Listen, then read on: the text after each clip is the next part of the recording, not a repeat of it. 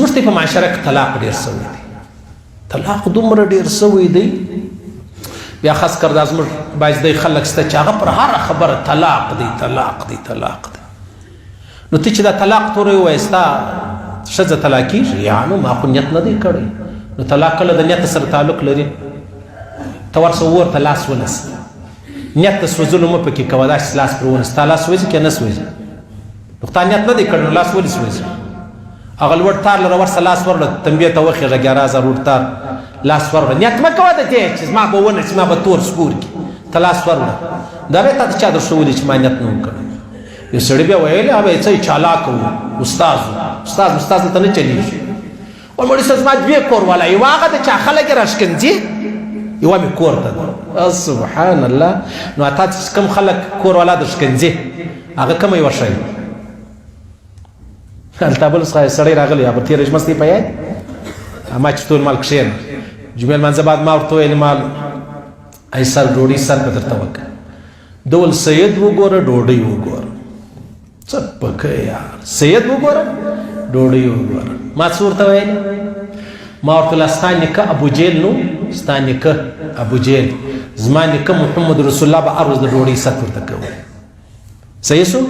داسې دی تورې ولاکه درته وایم عاجز صاحب نو انسان نه نه ستا نیکه ابوجهل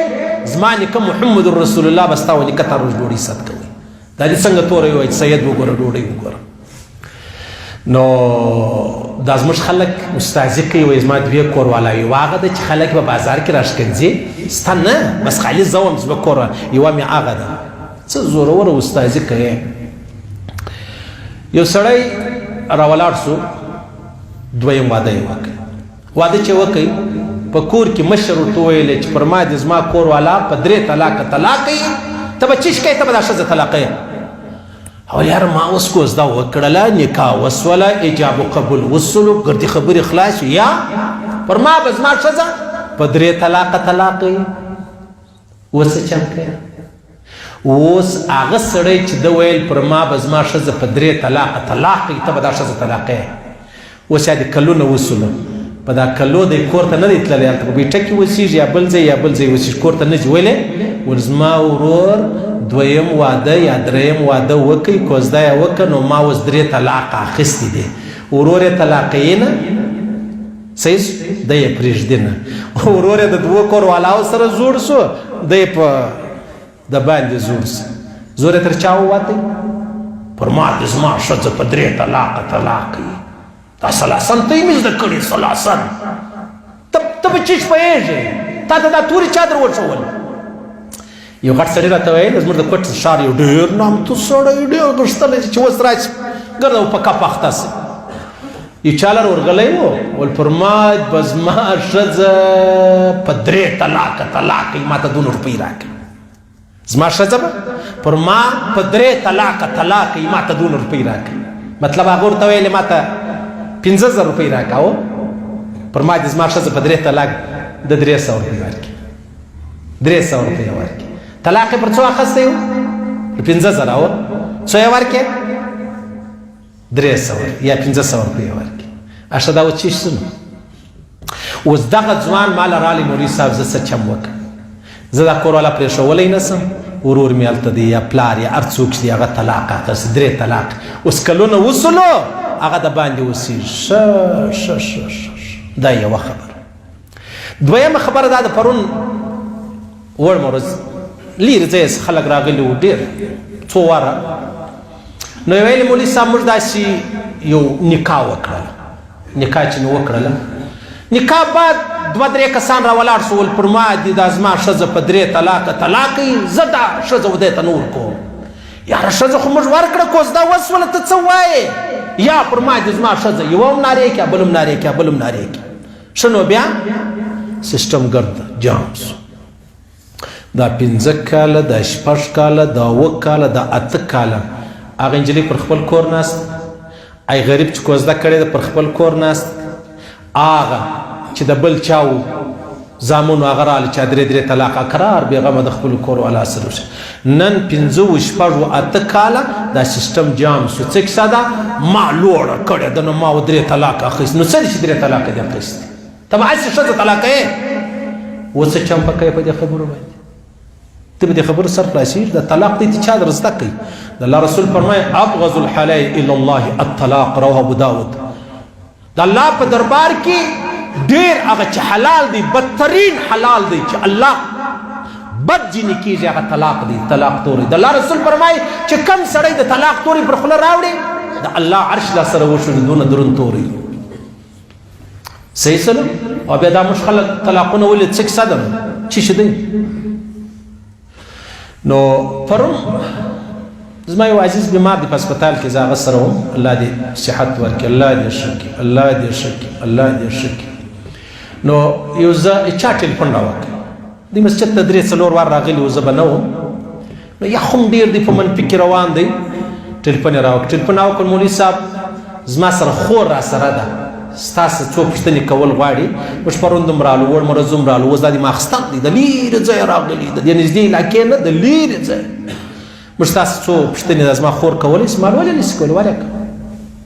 چې ولې کول مولوي صاحب اوله خبره دا ده چې زما پلار زه و چاته ورکولم هغه تر ما ډېر مشر و له ما یې پوښتنه نه ده کړې بالکل یوه زره پوښتنې له ما نه ده کړې زه یې ورکړم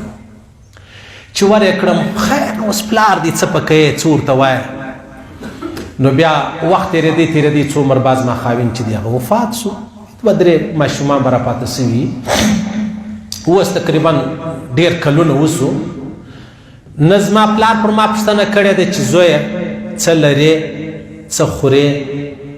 څه پر ځان اچوي دا ستا بچان او ته نه زما پلار نه زما خسر نه زما لیورو ما ته څه وایي وایي بس د هغه ستا کوچنیان دي د دې پر سر به کښېنې بس د بلې کوزدې او د واده تا ته ضرورت نشته اوس زه صرف دونه پوښتنه کوم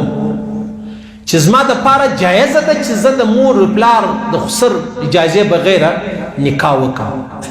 اجازه ده ما ورته ویلې اول به ستا پلار انشاءالله الله جهنم لره بوځي صحیح شو بل به د خسر الله جهنم لره بوځي مولوي صاحب دی خسر مې نه دی پلار نه په درو ودو یې هم ارمانونه نه دي پوره سوي په 4 ودو یې هم ارمانونه نه دي پوره سوي زما سره اول هغه ظلم وکړي چې بیا توره تیاره را باندې راله بیا دا په کلو ډېر کلونه راوشول زما څه چا پوښتنه نه ده کړې نه پلار نه ورور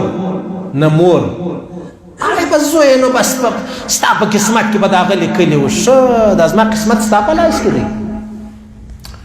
اوس زه کولی شم چې زه نکاح وکړم ما ورته ویل بلکل یې کولی شي نه دریم نه جرګه نه قانون نه زموږ معاشره نه زموږ رواج څوک دا اختیار نه لري چې هغه تا د نکاح سره راوګرځي د حلال نکاح سره پروا نه لري ته کونډه شوې بېوسه شوې بېبسه شوې پروا نه لري نکاح تړلی شي ول الله په دربار کې به خو به زه مطلب نیول کېږم نه ما نه الله او رسول فرمایي یوه زنانه راله خنسا نومې ده خنسا بخاري حدیث دی د الله رسول ته ویل یا رسول الله زما پلار زه کونډه یم زما پلار زه یو چا ته ورکړم هغه زما نه و خوښ و زما نکاح وسوله واده ورسره زما خوښ نه دی نه زما پلار زما څه پوښتنه کړې ده نه زه په دې راضي یم زه څه چم وکړم د الله رسول یې پلار راوغوښتو خاوند یې راوغوښتو چې راوغوښتو ته ویلې ته به داسې وکړې دا نکاح یې پر د هغه ځای ور فسخه کړله ختم یې کړله بالکل درته ویل ته هم خلاص یې پلار ته ته هم خلاص پلار چې پوښتنه وکړل خبره د غی ده ول و د غی ده ول بیا ولې دا څه چم کوي دا دې ول داسې ظلم وکړه اوس بعینه د هغه مثال دی چې دا زنانه مقصد دا ګورته وای چې مولوي صاحب ته نو که تاله څوک راغلی لانې ما ته به خبرې نه راښایاست ما ته به ستې هغه منډې کله خبرې نه راښایي والله کې پېژنم په خدای قسم کې علاقه را معلومه ده قسم ده او که ته وایې چې مولوي صاحب درواغ دې وویل څنګه مې درواغ وویل چې ته واده دې ښځې سره ورور هم ورسره و ونه په ورونه کې به یو دی ورور هغه وایي ټیک ده صحیح ده زه ستا څنګه خوښ یې زه هغه سره کوم نو ورونه بیا نه مني خبرې به نه لټوي هغه لوی رب ما ویني که ما درواغ ویلې زه د جهنمي سمه العیاذ بالله او که نو بیا به تی د خپلې خولې سمې سنبالوئ نو هغه زنانې د الله رسول ته ویل زما پلار خو زما سره داسې بد وکړو ظلم یې وکړ د الله رسول ته بالکل نکاح ختمه ده. اوس خبره دا د عزیزانو بل حدیث کې بیا راځي زنانه راله پیغمبر علیه السلام ته ویل داسې زما پلار زما د اجازې بغیر ورکړل ما د اجازې بغیر اوس ما نه د خوښه زه څه چم وکړم د الله رسول پلار راوغوښتی خاوند مړه نکاح یې ورماته کړه چې ورماته یې کړله دې زنانې ویلې ول یا رسول الله ما صرف جهان ته دا خبره ښکاره کوله چې اسلام و موږ ته دومره حق را کړی دی اسلام موږ ته دومره حق را کړی دی چې زما په رضا ګورې ما ته چې خپله لور لره کپړې راوړو د هغه ورته زما خوښې وه هغه کپړې استعمال کړه د دې چوټو نمبر مطلب اته دی یا اووه دی زه راولاړ سم نه مې راخښون دا به شو که دا عقل دی نو چې ما او تا په یوه جوړه چوټو کې چې په 200 یا په 300 دی په هغې کې د دې خیال ساتو نو دلته یې ولې نه ساتې چې د ټول ژوند دپاره دی ولې نه ساتې کم غم مې درته ووایم ټول جهان په دې خبره خالي خبروم چې زموږ خویندې زموږ لوڼې هغه حق لري تا ته خپله خور لور ما ته خپله خور لور ویلی چې بابا یا وروره زه دا سړی نسم کوی ما ته دا مه راکوه مشوره ورکه د خیر مشوره ورکه چې زویه په دې کې دا ده په دې کې دا خبره ده یوه زنانه راله پیغمبر علیه السلام ته یا رسول الله ما ته 2 کسانو مشوره راکړې ده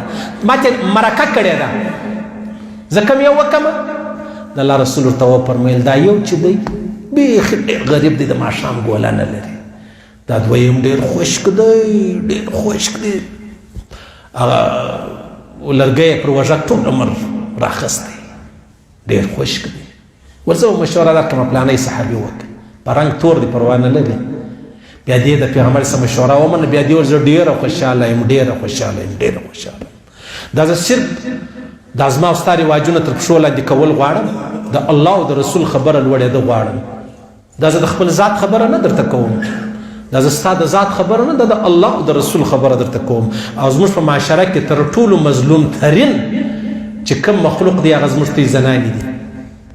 زنانې دي صحیح سلو نو دغه زنانو سره به ولې دومره ظلم کوو ظلم به نه کوو د ظلم پای تریخ دی انجام یې ډېر تریخ دی